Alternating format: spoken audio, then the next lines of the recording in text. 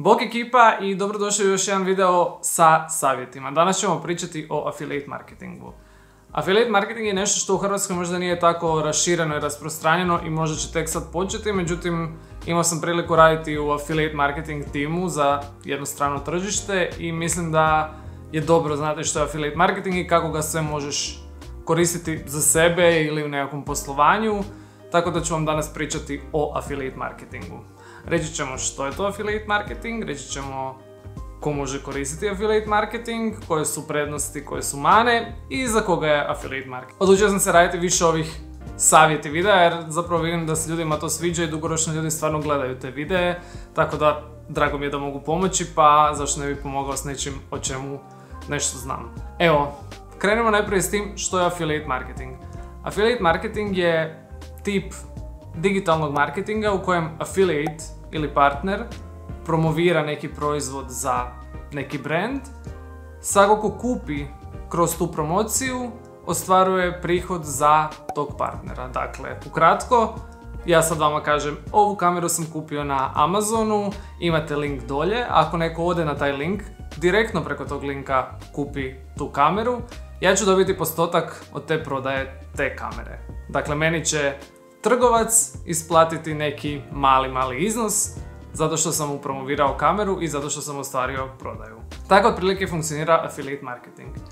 E pa sada, možda bi bilo najbolje reći gdje se sve affiliate marketing može koristiti. Dakle, ovo je bio samo jedan primjer affiliate marketinga, međutim affiliate marketing, koliko puta ću ponoviti affiliate marketing se koristi još u nizu drugih kanala. Dakle, osim što promocija može biti na način da ja promoviram kroz video, promocija može biti i na nekoj web stranici.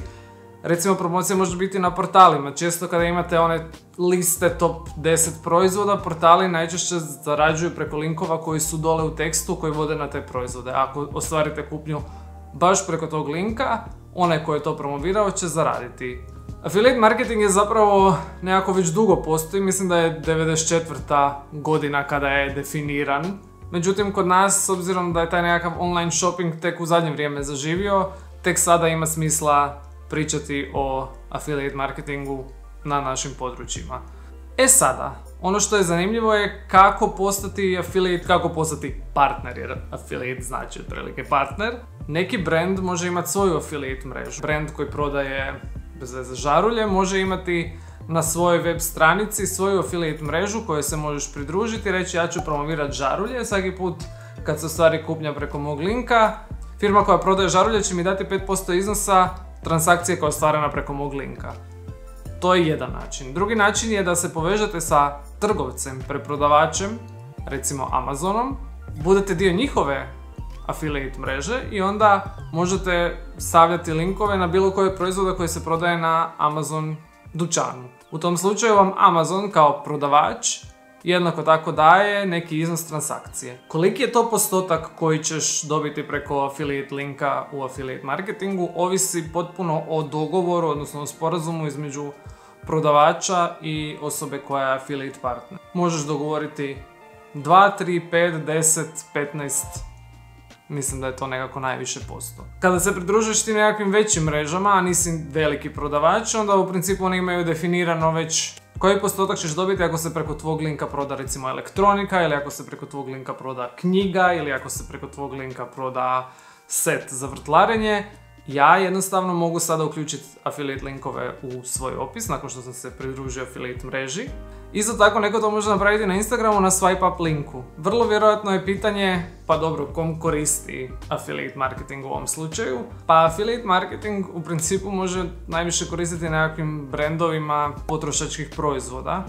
Benefit za onog ko prodaje, benefit za onog ko promovira, a u principu je nekakav poticaj da onaj ko promovira što bolje to napravi kako bi se zapravo ta transakcija na kraju dogodila. E sada, koje su prednosti, a koje su mane? Ajmo prvo reći prednosti, mislim da su donekle već nabrojane. Vrlo je jednostavno za korištenje, možeš zaraditi od toga online vrlo jednostavno i nema nikakvog troška za samog kupca. Znači, kupac plaća cijenu koju plaća.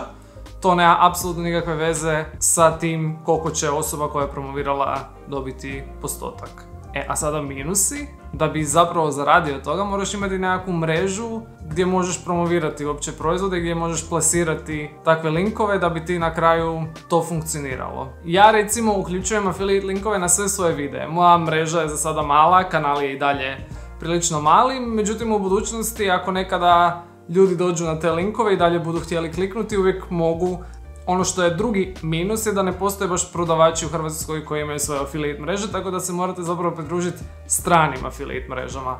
Recimo AliExpressu ili Amazonu, ali ne hrvatskom tržištu, nego tipa ono što sam ja napravio njemačkom, zato što je Njemačka napravljena kao internacionalni market na Amazonu za Europu, za sve one države koje nemaju još uvijek svoj Amazon. Za koga je affiliate marketing? Pa u principu za bilo koga ko se želi uključiti u mreži. Jako je jednostavno, praktički ne postoje nikakve barijere za ulazak na affiliate tržište kao affiliate, odnosno kao partner. Tako da evo, preporučujem svima, ostavit ću vam neke linkove gdje se možete pridružiti recimo Amazonu ili AliExpressu. Isto tako pogledajte što sve koristim za snimanje da bi video ovako izgledali i to će vam isto biti dole u opisu. I nadam se da vam je ovaj savjet, odnosno ovaj kratki video bio koristan i da malo više sad znate o affiliate marketingu iz nekako prve ruke, a ne od tamo nekog ko je u Americi nekad čuo za ili vidio ili radio affiliate marketing. Postoji u Hrvatskoj, radi se i stvarno nije tako strašno, samo je bilo nepoznato do nedavno. Tako da eto, to su bili moji savjeti za ovaj tjedan, uživajte mi. Nadam se da ću ih u buduće još više raditi, kad god mi nešto pada na pamet što bi mogao objasniti ću napraviti video i vidimo se u idućem videu. Bok. Svima. Koji uvijek. Bok ekipa, nisam stavio mikrofon, moram iz početka. Bok ekipa, ovaj put sam stavio mikrofon pa možemo odmah krenut.